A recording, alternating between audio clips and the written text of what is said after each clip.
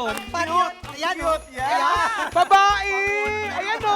Ayan, Screenshot ko yun. Lalaroan niyo ko. mag-ingat ka, mamaya may screenshot ka.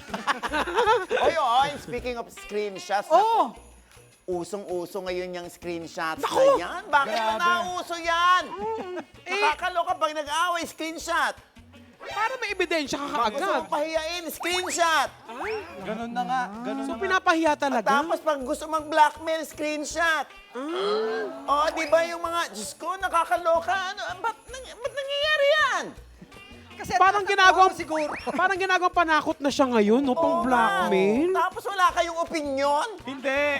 Ako lang ako, hindi na mahaus ako. Hindi, para naman sa akin, Maya, ang screenshot kasi, meron siyang two sides, di ba? Bakit may truth? Wala! Anong two sides? Kinabahan. Labanan mo mamaya, three sides ka, three sides. Two sides? Tapos, May pa two sides ka na ngayon, ha? Hindi, kasi ganito yan, Ma. Ang una, pwede mo siya magamit yan pang blackmail, yung katulad ng sinasabi nyo. Pangalawa, pwede mo siya maging ebidensya laban naman sa mga namba-blackmail sa'yo. So, pwede mo siya magamit eh. Pwedeng maganda, pwedeng... Advantage, disadvantage. Ganun naman siya. ayan ang pag-uusapan natin ngayon, nakakaloka. Oo. Grabe, 3 screenshots yan. Oo, yung una kay Maris, kay Anthony, kay Jam. Yan, oo. Pangalawa yung kay Trev, tsaka kay Rufa May. Ay, parang Rufa may ka doon.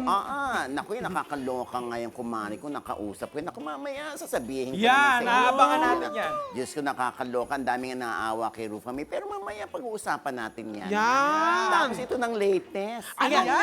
Sige, sabihin mo. Sabihin mo. Sabihin mo na, Ito na, andito.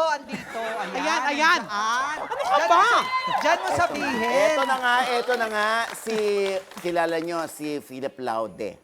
Oh, Yes. Yan yung mister ng influencer YouTube sensation na si Small Laude. ay. Oh, Oo. Papa O, no bashing. Oh, di ba? Lagi na sinasabi ni Small yan, no? May screenshot din siya? Ay, Diyos ko, ito hindi to small deal, big deal to talaga. Mainit-init pa yan.